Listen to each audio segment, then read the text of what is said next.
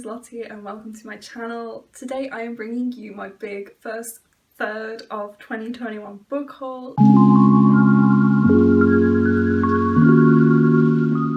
These are all the books that I've acquired in the last 4 months of the year. I have almost 40 books to talk about today, so I'm going to try and give a synopsis of all of them, but I won't be going into too much depth just because I don't want this video to go on and on and on.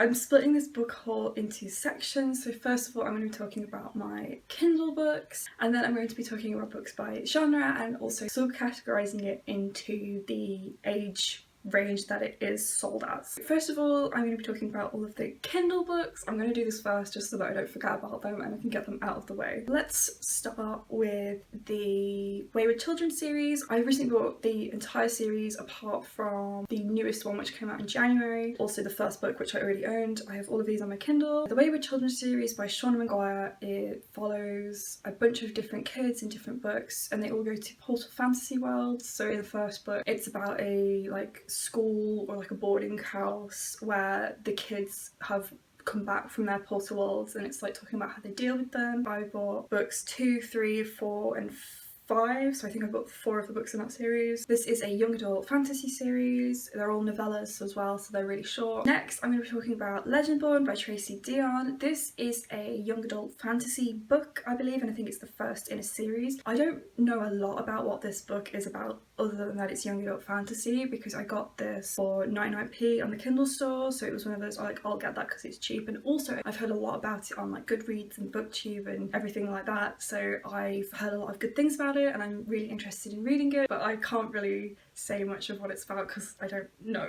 And my next Kindle book is A Court of Silver Flames by Sarah J. Maas. This is obviously like the 4th/5th book in the A Court of Thorns and Roses series. Obviously it's quite difficult to talk about what this book is about because it's such a late book in the series, but this follows 2 of the characters, Nesta and Cassian. I always want to say Nessian because that's their ship name, and it's sort of how their relationship develops. It also is the start of like a new trilogy in that series, so we're following like a different plot line. We're going to be following different characters, but the original characters from the first series are still there. The first book in this series, A Court of Thorns and Roses, follows a girl called Feyre, and she ends up killing like a fairy shapeshifter in the woods, and then the High Lord of like that fairy takes her as prisoner as punishment and they end up like falling in love. The rest is history. The series has come a long way since the first book. A lot of stuff's happened. The description of the first book isn't really representative of what the series is about anymore, but without giving spoilers away, obviously it's quite difficult to talk about. The next Kindle book I'm going to be talking about is Contract Bound by Elle.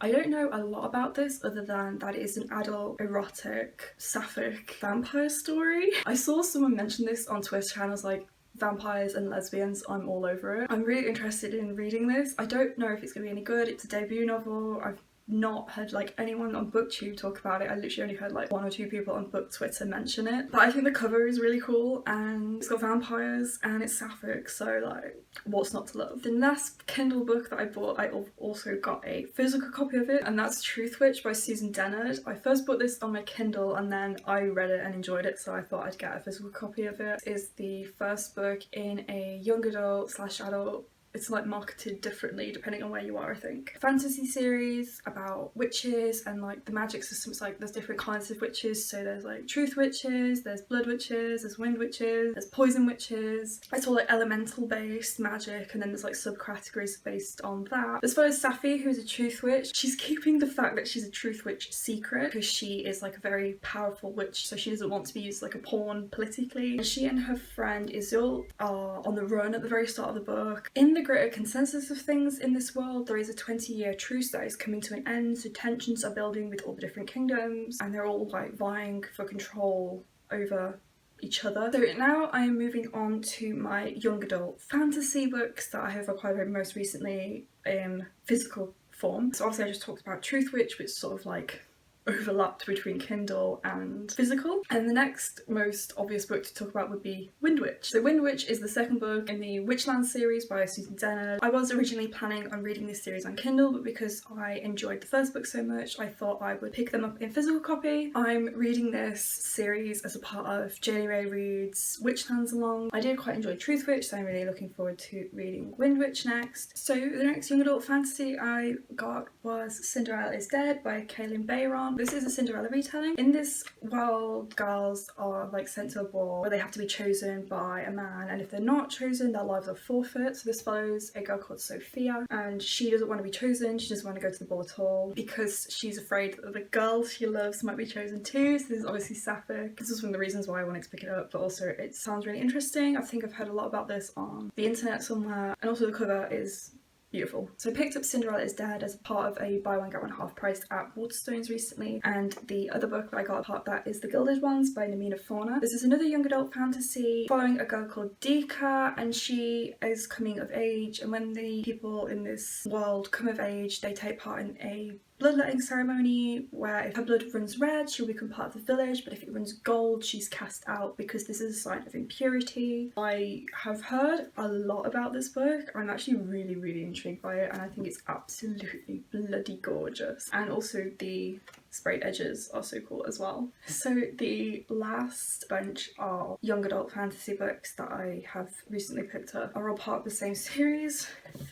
And it's this bad boy, which is obviously the Throne of Glass series by Sarah J Maas. I've owned the first book as a standalone thing for a while, and I was like really reluctant to pick it up just because I didn't own the rest of the books in the series. So I thought, I like Sarah J Maas's other books, so I thought I would pick up the Throne of Glass series as well. This is all 8 books in the series, which also obviously includes the collection of novellas. This is a box set. I got it from Book Depository, and it comes in this really cool like case for all the books. It has Throne of Glass on the side, and it's got a sword on the top, and then on the back it has a quote which is, "Her journey begins with a blade, her destiny will end with a crown," which I feel like is a bit of a spoiler for the series, but you know.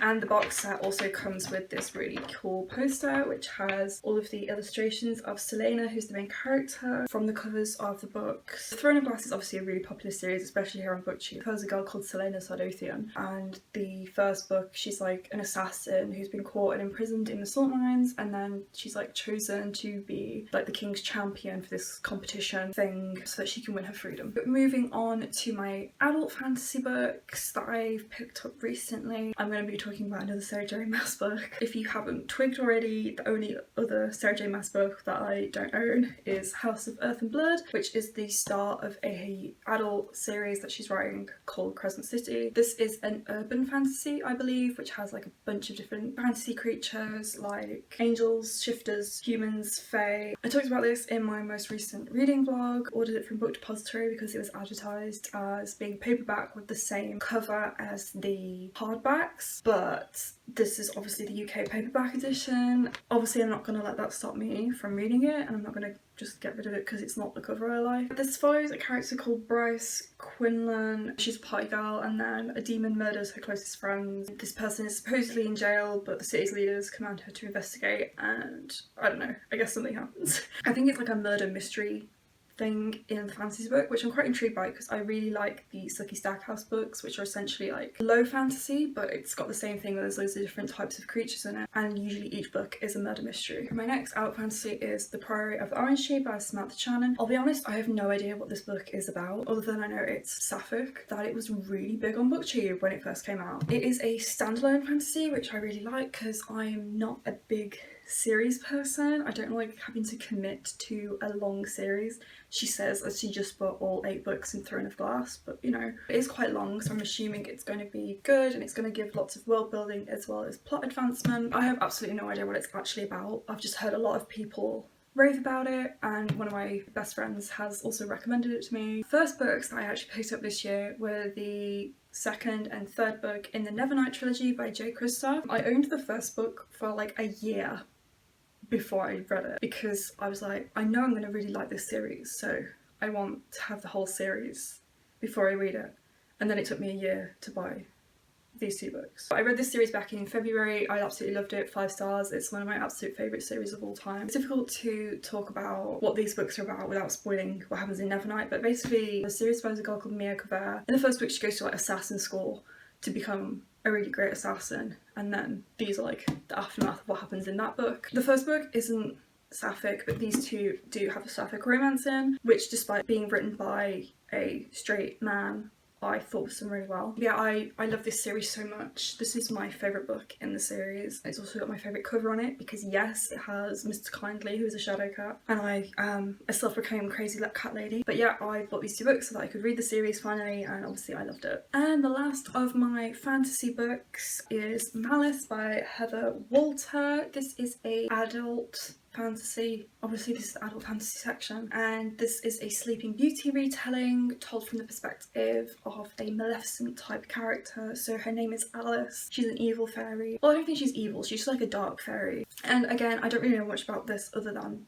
she falls in love with Sleeping Beauty. I am absolutely in love with the cover of this. I first heard about it on Becca and Books' channel. She read it quite recently, so of course I had to pick it up. I'm also like a really big Maleficent fan, not like the film but the character in general. So the fact that this is like a Maleficent type character, she's not meant to be Maleficent I think, but she's basically a Maleficent type character, so that also really excites me. So I only have 2 books in this next section, which is adult horror. I love horror books, I love horror movies. I don't read enough horror books though, so I'm trying to get into the genre more. The first book I'm going to be talking about is My Best Friend's Exorcism by Grady Hendrix. This is basically meant to be like a 80s horror film, which is why the cover looks like a VHS tape, which I think is just so cool. Never read Grady Hendrix before, but I've been really intrigued by loads of his novels. So there was this one which I first heard about, and then Horror Store, which is the one that's like an IKEA catalogue. So My Best Friend's Exorcism follows high school sophomores Abby and Gretchen, who've been best friends since 4th grade. After an evening of skinny dipping goes disastrously wrong, Gretchen begins to act different. She's moody, she's irritable, and bizarre incidents keep happening whenever she's nearby. I'm assuming Gretchen gets possessed, which is like why it's My Best Friend's Exorcism. I like going into horror / thrillery things without knowing too much about what's going to happen, because I don't want to have like the shocks and the surprises I don't want to be spoiled for them. I really love the cover of this book. It's so cool because it obviously looks like a tape, and this is what the back looks like as well, because it's like a still from the movie. It says staff pick like it's from a Blockbuster or something. Yeah, I'm really excited about this one. The other adult horror book that I picked up is Plain Bad Heroines by Emily M. Danforth. Emily M. Danforth is the author of The Miseducation of Cameron Post, which is a young adult contemporary coming of age or coming of gauge story. So this book is going to be really different from that, because this is nothing like that book. This is basically about a haunted school. It's the infamous site of a series of tragic deaths over 100 years ago, soon to be the subject of a controversial horror movie about the rumoured Brookhant's curse. This is also a sapphic book, and Emily Danforth is a sapphic writer, so I'm pretty sure like all her books are going to be sapphic. This is only her second novel though. But I really loved The Miseducation of Cameron Post, which is why I wanted to pick this up. I got this from an independent bookstore in the UK called Gaze the Word. It's in London. I bought this back when bookshops were still closed, and also I don't live anywhere near London, so I ordered this online. I went to my first author event for this book. The bookstore was doing a like chat, I guess, with author Emily on Zoom, so as part of my ticket for that I bought this book. And the author event was really interesting. It was really interesting to see Emily talk about her book and also her writing process and things like that. I think this is going to have like creepy school vibes. There's like something about wasps in it. Apparently there's a character that a lot of people have said is reminiscent of Kristen Stewart, which I'm really interested to see. I've also been recommending this book to loads of people and I haven't even read it yet, so it might be terrible, but we'll see. The next few books don't really fit into any of the other categories apart from kind of sci-fi, but it's like not really sci-fi, it's a dystopian series. I'm just going to tell you what it is. It's the Noughts and Crosses series by Malorie Blackburn. I picked up all 5 books in the series quite recently because I read the first one, Noughts and Crosses, on audiobook through my library and I really liked it, so I wanted to pick up all the other books in the series. The rest of the books in the series are Knife Edge, Checkmate, Double Cross, and Crossfire. And this series basically follows 2 characters, Kalynn and Sephi, who are from different worlds. Kalynn is a Nought, Sephi is a Cross, which basically means that Kalynn is white and Sephi is black. In this world, it's basically like a reverse society where instead of white people, European people going to colonise the rest of the world, it was black people that went and colonised Europe instead. Sephi's the daughter of like a very powerful politician, and Kalynn is the son of Sephi's parents' maid, so his mom is their maid or like housekeeper, childminder, etc. It's basically like their love story and the effects of that. Because of the fact that this is such a segregated world, obviously their relationship causes quite a lot of problems, tensions between the Noughts and the Crosses. It's almost like a Romeo and Juliet retelling because it's like two feuding things. So obviously in Romeo and Juliet's families, this is basically two feuding societies. Quite a lot happens in the first book, so I think the rest of the books in the series are going to be quite different. Moving firmly into sci-fi now. These are all young adult sci-fis that I've picked up. So the first is the Aurora Rising books by J. Kristoff and Amy Kaufman. Obviously the third book isn't out yet, so these are just the first two. These are also marketed as adult sci-fi, I think, in the UK, because that's where I found this book, so I was a bit confused about that. I just picked them up on the fact that I really enjoyed Illuminae by these authors, and obviously I really enjoyed Nevernight by J. Kristoff, so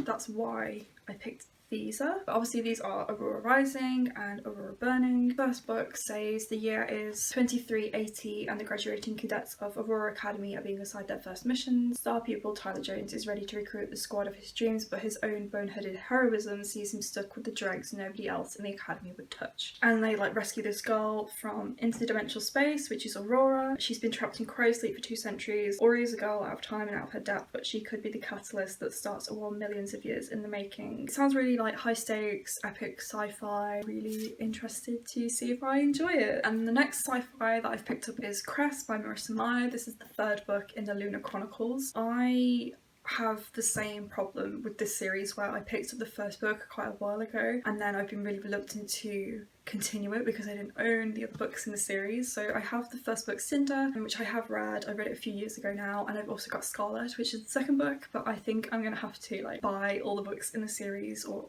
at least have them in a way that I can read them through my library, for example, before I like read that series properly, because it's clearly something's put me off reading it. I'm gonna have to reread Cinder because I cannot remember what happens in it. But yeah, this is the third book. This is a sci-fi fairy tale retelling series. Obviously I don't really know what this book is about and I don't want to read the blurb because I don't want to spoil things for myself. But it basically follows a retelling of like a different fairy tale character. So the first book, Cinder, is about like Cinderella, and then the second book, Scarlet, is about Little Red Riding Hood, and then this one is about Rapunzel. The fourth one is like Snow White. Futuristic society. Cinder is a android cyborg. She's a cyborg and she like goes to a war or something.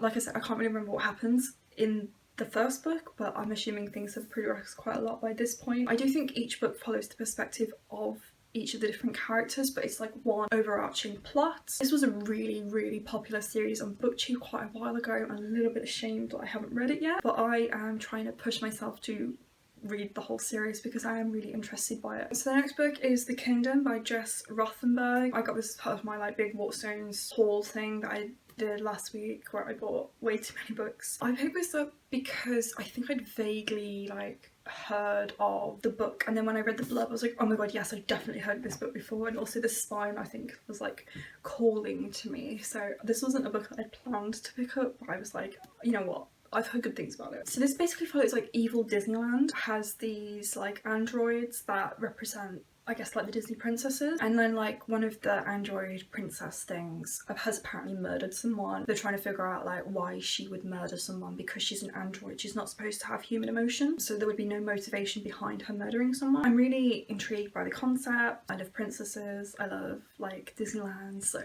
really interested in this one. Okay, and then my last sci-fi is The Infinity Courts by Akemi Dawn Bowman. I read the author's debut novel Starfish earlier this year, and I'm still thinking about it now. I absolutely loved it, and when I heard about this book coming out this year I was like, I just have to get my hands on it. So it's not actually out in the UK yet, but I managed to snag a copy from Book Depository, so I'm really pleased about that. It's the first in a series, I believe, where the main character Nami Miyamoto has died, and when people die they go to like, I guess like this server, like the cloud. All the people there are like being ruled by this rogue AI who's acting as a queen or something. I guess like Nami has to save them even though they're already dead. I don't know really know how it works. I'm really excited about this. I absolutely love the cover. It's like almost holographic. And then my last section of this book haul is just like the other category. So none of these books really fit into any of the other categories, and it wasn't really any point making a category just for them. So the first book I'm going to be talking about is Front Desk by Kelly Yang. This is a middle grade contemporary about a little girl called Mia who lives in a motel. I don't really know much about this other than like the general synopsis of that, but I read Kelly Yang's young adult debut last year and I really enjoyed it, so I wanted to pick up her other books. It's the first in a series about Mia and her life at the motel. I think it might also deal with some important topics because her parents are immigrants. So the next book is Dogged or Dogged by Emma Purshouse. This is a like literary fiction that I picked up because the author is the poet laureate for Wolverhampton. This is like an indie publisher. Never like heard anyone talk about this book other than my mom, who told me about it because the author was on the radio talking about it. So this is Emma's first novel and I don't really know like much of what it's about. I just picked it up based on the fact that it's written by a local author. This is written like in Black Country dialect, so it's going to be very like homely to me. It's set in Wolverhampton, so it's going to be very like, oh my god, like I've been there. This follows like a mysterious trolley that someone's looking after. It's like about an old lady and I'm supposing there's like some dogs in it or something. This isn't like a book that I would normally be interested in picking up, but I wanted to support a local author and an indie author. This is why I've picked up Dogged. And then this last book again is kind of random. A few months ago I joined in with this like Instagram book thing where you would message someone and then they would send you all the details of like a random person to send a book to, and then you like post a thing on your story and like they do the same for you. I sent one of my favourite books that I actually only read earlier this year, which was Flying Tips for Flightless Birds by Kelly McCaffrey. I don't actually own a copy myself, but then someone random, I'm assuming this is where this book has come from, someone random sent a book to me, and that's Delicious by Ruth Reichel. I have no idea who sent it to me. It literally just showed up on my doorstep one day. This is not a book I would normally pick up, but it's someone else's favourite book, so I would like to give it a go. Also, it'd be great for like a readathon prompt where it's like, read someone else's favourite book, because this is clearly someone's favourite book. I guess this is like a literary fiction, historical fiction, because the blurb says, hidden in the library of Delicious magazine, young intern Billy discovers the wartime letters of 12-year-old Lulu Swan, written to distinguished food writer James Beard. Lulu's can-do spirit in the face of food shortages and other hardships helps Billy come to terms with her own tragic past, until one day it occurs to her Lulu Swan might still be alive. So I think it's like a mixture of like historical and like contemporary literary fiction. It says that it's the perfect mix of The Devil Wears Prada and Chocolat, which I've not watched either of those movies. I think there might be books as well, I don't know. I don't know if I will ever pick this book up. It sounds kind of interesting. I would like to give it a go because it's not something I would normally think of picking up, but I don't know, it sounds interesting, doesn't it? I am not going to be holding up all of those books because I literally like cannot. So here's some of them. Okay, I'm gonna have to put this down, I'm gonna drop them. That was my first third of 2021 book haul. Yeah, let me know in the comments if you've read any of these books and what I should read next, because I really don't know. Yeah, that's all I have for you today, so thank you so much for watching. Please give this video a like if you enjoyed it. It will really help my channel out with the algorithm and all that jazz. And also feel free to subscribe if you are new here, which you probably are because I've only just started my channel. I really love to interact with people more. Thank you so much for watching and I'll see you next time. Bye!